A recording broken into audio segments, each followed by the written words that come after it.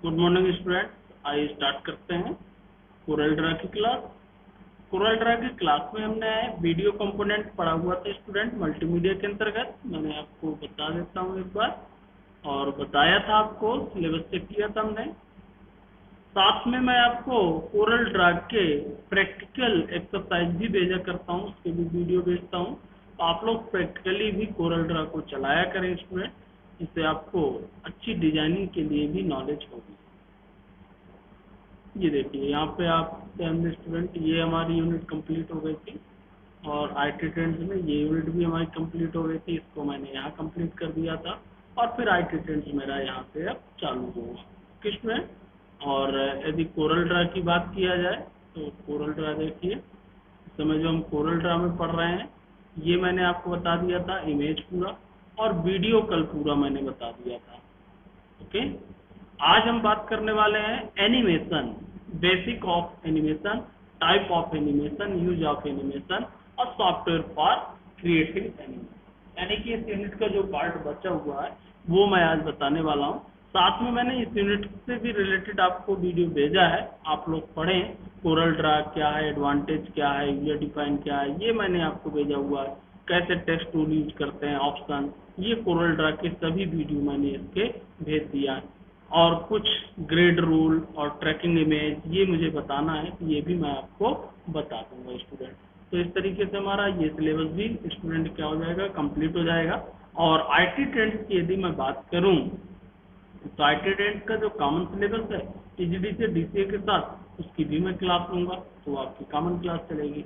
ये मेरा कंप्लीट है एक्चुअल में, और ये आपको सिर्फ प्रैक्टिस करना है कोरल ड्रा की, उससे रिलेटेड, प्रैक्टिस से रिलेटेड मैं वीडियो आपको भेजता रहूंगा। आज जो मैं बताने वाला हूँ एनिमेशन। ओके, तो आइए पहले जानते हैं एनिमेशन है क्या स्टूडेंट। What is animation. देखिए एनिमेशन क्या कहलाता है। एनिमेशन का मतलब है कंप्यूटर ग्राफिक्स में किसी ऑब्जेक्ट को लाइफ देना, यानी कि उसमें मूवमेंट देना, आर्टिफिशियल मूवमेंट देना। यानी कि इसमें क्या होता है, बहुत सारी इमेजेस को कलेक्ट कर लिया जाता है और उनके बीच में फिर मूवमेंट निर्धारित किए जाते हैं। दूसरे शब्दों में मैं कह सकता हूँ एनिमेशन डिजाइनिंग एंड ड्राइंग की एक प्रोसेस है, जिसमें इमेज को मैनिपुलेट किया जाता है, जिसके अंदर हम इमेज को क्या करते हैं स्टूडेंट, मैनिपुलेट करते हैं, जिससे कि वो स्क्रीन पर मूव करती हुई दिखाई दे। वो आपका एनिमेशन है। जैसा मैं एक एग्जांपल यहीं पे बता देता हूँ पावर पॉइंट पे।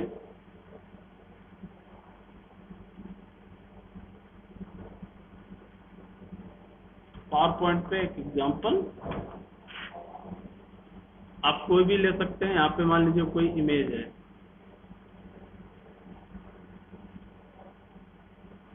ब्लैंक स्लाइड मैंने लिया। अब यहाँ पे हम कोई इमेज ले आते हैं स्टूडेंट।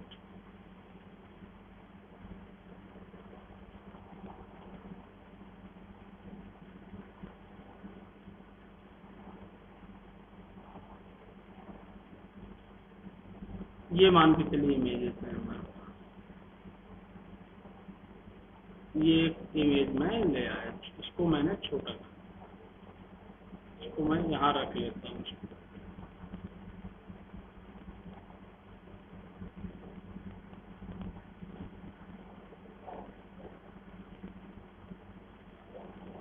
ये अपने कॉलेज की इमेज है स्टूडेंट ये। और दूसरी एक इमेज में इंसर्ट कराता हूँ।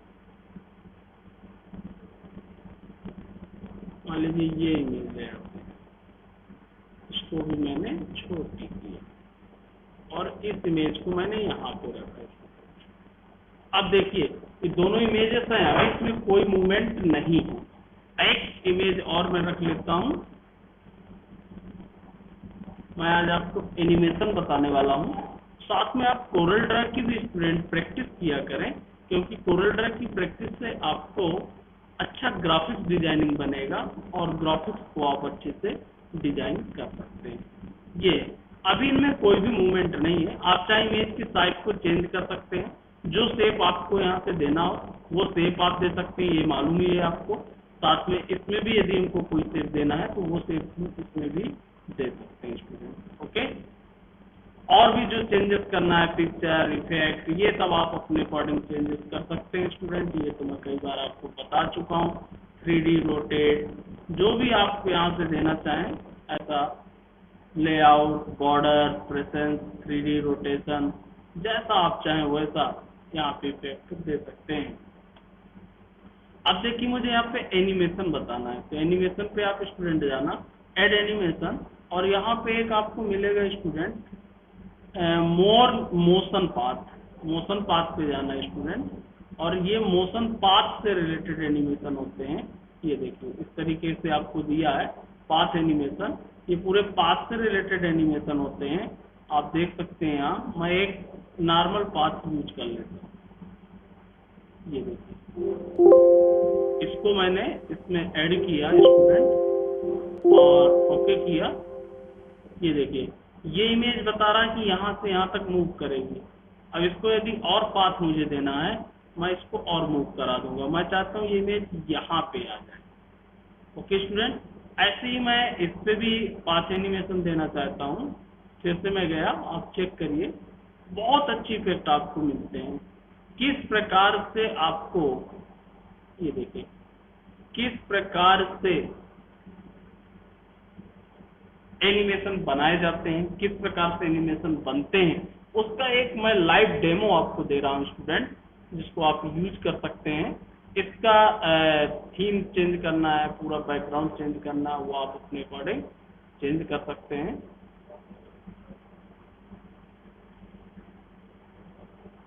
देखिए थीम, इसमें बहुत सारी थीम रहती हैं, जो आपको अच्छी लगे वो थीम आप यहाँ पे दे सकते हैं। यहाँ पे कुछ आपको टाइप करना है तो टाइप भी कर सकते हैं। आप यहाँ कुछ देना, आप टेक्स्ट बॉक्स ले सकते हैं।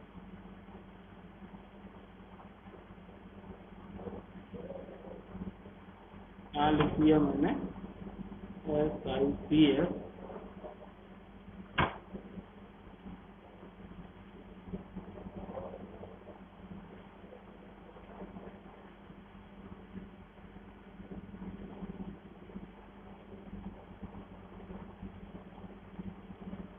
कलर,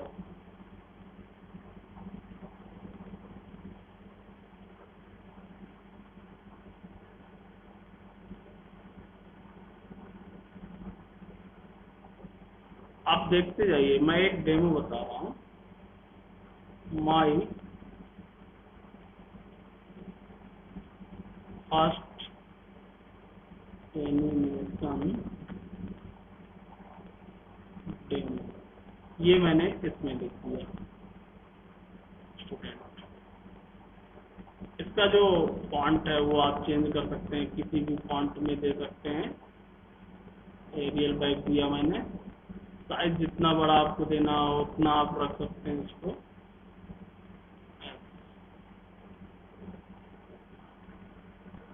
ओके, इस तरीके से आप इसको सेट कर लेंगे।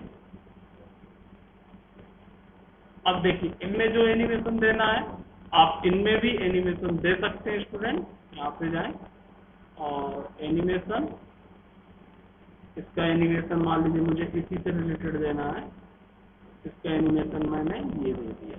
इस तरीके से कुछ चलेगा। ये प्रीव्यू आप इफेक्ट देख सकते हैं इसका, और इसका एनिमेशन भी मैं इसी से रिलेटेड दे रहा हूँ स्टूडेंट।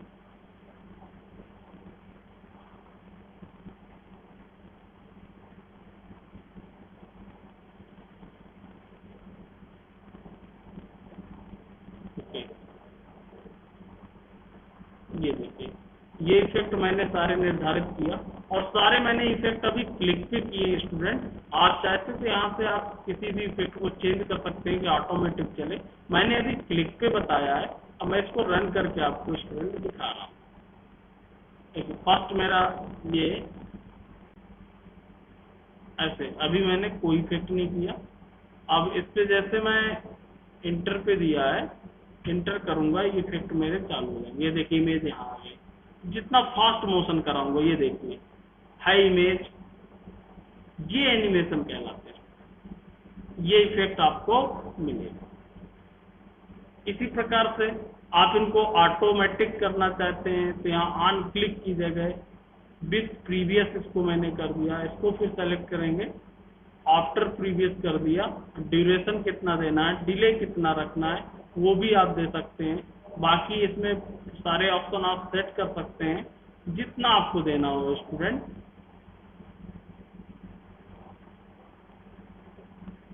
किसके बाद कौन सी इमेज चलाना है ये आप यहाँ पे निर्धारित कर सकते हैं। टिगर की भी फैसिलिटी है, पेंटर भी आप यूज कर सकते हैं एनिमेशन। ओके, अब देखिए मैंने इसको रन किया, ऑटोमेटिक चलेगा। अब मुझे एंटर करने की आवश्यकता नहीं होगी, मैंने टाइम सेट कर दिया स्टूडेंट, और ये देखिए टाइम के आधार पे ये ऑटोमेटिक एनिमेशन चल रहा है। इसको एज ए मूवी भी कन्वर्ट किया जा सकता है स्टूडेंट। जब हम इसको सेव करते हैं माई डॉक्यूमेंट में, मान लीजिए मैंने सेव किया स्टूडेंट, MP4 वीडियो आप बना सकते हैं इसको।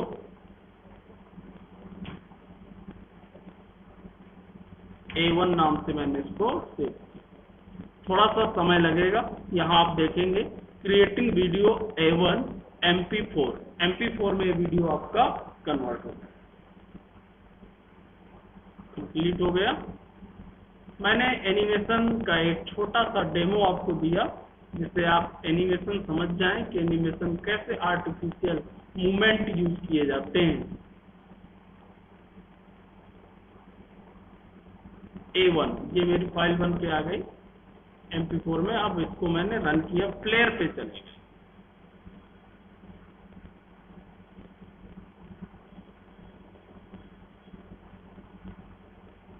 ये देखिए प्लेयर चल रहा है स्टूडेंट, ये प्लेयर। इस तरीके से आप एक मूवी बना सकते हैं। तो एनिमेशन में ये ऑब्जेक्ट हमको अपने अकॉर्डिंग डिजाइन करना होता है। वही मैं अब आपको समझाने वाला था कि एनिमेशन जो होता है, कंप्यूटर एनिमेशन एक्चुअल में दो तरीके का होता है, 2D एनिमेशन और 3D एनिमेशन। 2D एनिमेशन और 3D एनिमेशन कैसे काम करते हैं आप मालूम है। 2D एनिमेशन में 2 डायमेंशनल होंगे और 3D एनिमेशन में क्या यूज किए जाएंगे स्टूडेंट, 3 डायमेंशनल। वो पर्सन जो एनिमेशन को क्रिएट करता है स्टूडेंट, उसको क्या कहते हैं, एनिमेटर कहते हैं। और एनिमेटर बहुत सारी इमेजेस को क्या करेगा, कैप्चर करेगा, और कैप्चर करने के बाद उनको अरेंज करेगा, जैसा कि हमने किया था। अपनी इच्छा अनुसार सीक्वेंस उनका सेट करेगा, जैसे हमने सेट किया पहले नीचे वाली इमेज आए फिर ऊपर वाली आए। ये सीक्वेंस आप अपने अकॉर्डिंग क्या करते हैं, सेट करते हैं। एनिमेशन टेक्निक जो होती है, एनिमेशन की बहुत सारी टेक्निक है, बहुत ज़्यादा यूज होती हैं। कुछ 5 टेक्निक है जो मैं मोस्टली यूज की जाती है, वो आपको बताने वाला हूँ। ट्रेडिशनल एनिमेशन टेक्निक यानी कि परंपरागत, ज्यादातर एनिमेशन को हाथ से ही पूरा किया जाता है, यानी कि जो उसकी इमेज बनाई जाती है स्टूडेंट, वो भी हम किससे बनाते हैं, अपने हाथ से ही बनाते हैं। इमेज को क्रिएट करते हैं जैसा हमको बनाना होता है, ड्रा करते हैं, और फ्रेम इसमें बनाए जाते हैं। प्रत्येक सेकंड के लिए 24 फ्रेम की जरूरत होती है, 1 सेकंड के लिए। और वो फ्रेम जब कंटिन्यू लगा दिए जाते हैं तो मूवमेंट आपको ऐसे दिखने लगता है जैसे वो चलती हुई इमेज है। फ्रेम कैसे निर्धारित किए जाते हैं, पेंट बनाया और उसमें जैसे अभी हमने इमेज लिया था, तो एक एक इमेज हमको निर्धारित करना पड़ता है, जैसे पास में उसने ऑटोमेटिक निर्धारित कर लिया था। इसी प्रकार से मूवी बनाई जाती है। दूसरा एनिमेशन टाइप की बात करें तो प्रोसीजरल होता है। प्रोसीजरल एनिमेशन में ऑब्जेक्ट को प्रोसीजर किया जाता है, एनिमेट किया जाता है। कोई जैसे अभी हमने जो बनाया था वो प्रोसीजरल था, ऑब्जेक्ट था हमारा इमेज, और उसको हमने निर्धारित कर दिया था, स्पेसिफाई कर दिया था उसका रूल कि आपको ऐसे ऐसे मूवमेंट करना है।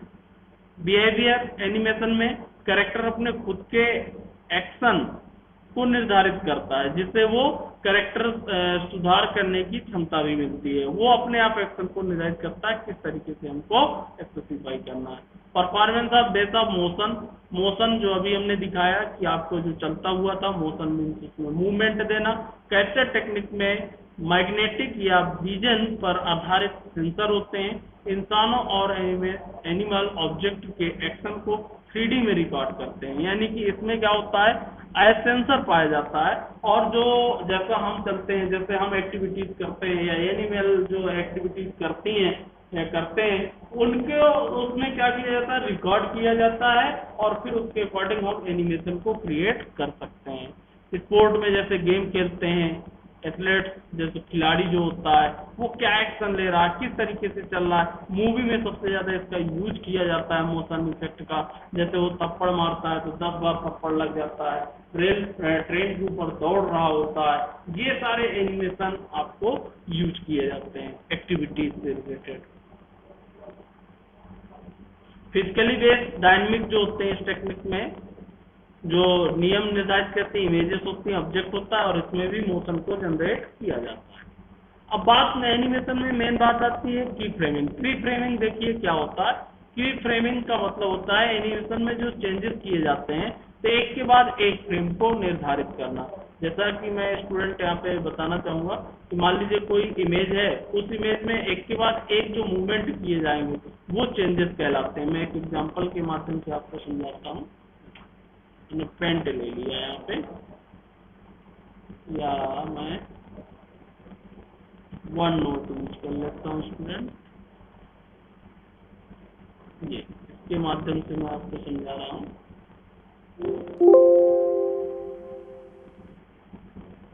देखिए एक्चुअल में होता क्या है, जैसे कोई भी आपको ऑब्जेक्ट है, एक ऑब्जेक्ट कैसे मोशन कैसे होता है। मान लीजिए घर है, यहाँ पे आपका घर बना है, यहाँ पे दरवाजा है, ठीक है, और यहाँ पे कोई आपका एक बॉल है।